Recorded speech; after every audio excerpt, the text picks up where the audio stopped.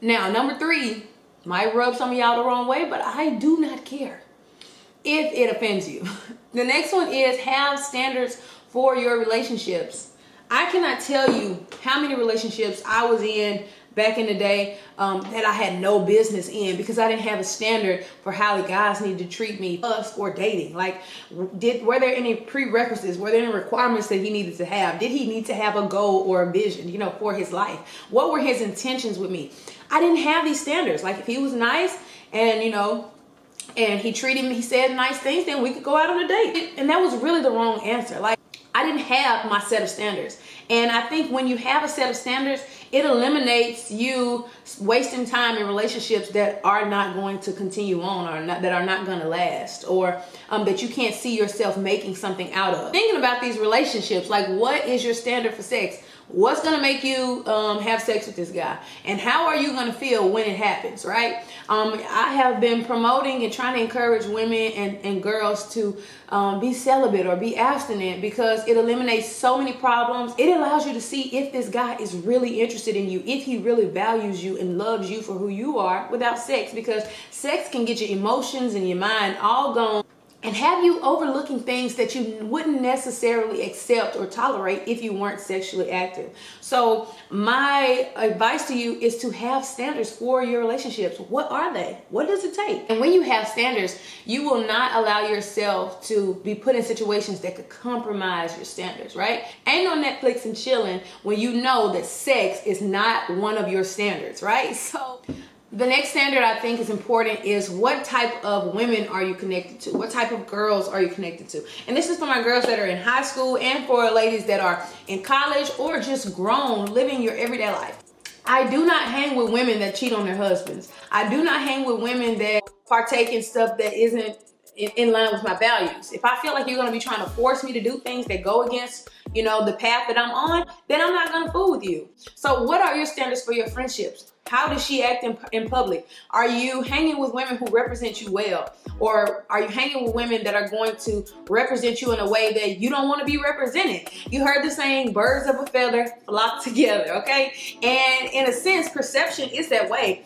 If people see you hanging with someone who is very loud and very outgoing in a negative way and putting themselves out there and things like that, and that goes against what you stand for or you want to stand for, even if you're in that situation and you're trying to get away from it, if you hang with women like that, you are going to be perceived as that. So be mindful of the women that you connect yourself to.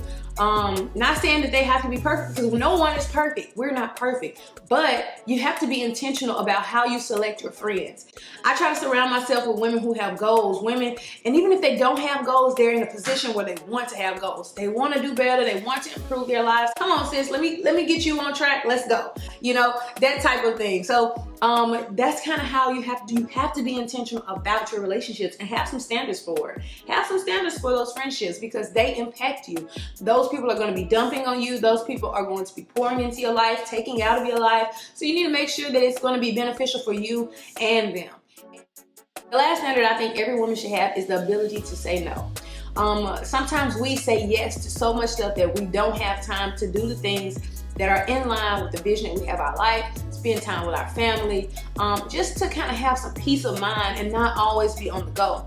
But for the big ones like loaning money or going places that I don't want to be in, I'm cool saying no. It's too easy to say no. And if people don't love you because you say no, then maybe they don't love you. I don't know. So that's all I'm saying is have the ability to say no when you want to say no, when you need to say no. And then say yes when you need to say yes, because sometimes we need grace and sometimes other people need mercy and grace as well, and we need to help them. So just kind of finding that balance, but having the ability to say no when it is necessary is really going to help you out. All right, ladies, so those are my 5 standards that I think every woman should have. Number 1 was the ability to stick to your core values, beliefs, and morals. Now, number 2 was the determination to figure out a vision for your life. Number 3 is standards for your relationships, the intimate ones, the ones with your partner. Number 4 is standards for the women that you surround yourself and connect with. And number 5 is the ability to say no. If you don't have them, then develop your own, figure out what your standards are for your life and your situation, And if you have standards that I didn't mention here, go ahead and comment in the comment box below and share this video with a friend if you thought it was helpful. Ladies, it is going down on the Woman Intentionally podcast this month. There's a link below in the description box, but you can easily find it on Apple, Spotify, or Anchor Podcast at Woman Intentionally. You can also check out my website, www.purposefullyguided.co, to schedule an initial consultation with me to talk about setting up some mindset or personal growth coaching sessions for you to help you get your mind right and accomplish the goals that you have for yourself, or to start developing the vision and the goals that you have for yourself if you haven't started yet. It's never too late. Be encouraged. Check out these videos. I hope you ladies are doing well out there and going for your goals, even in February, as we continue to strive for greatness. Like, comment, subscribe.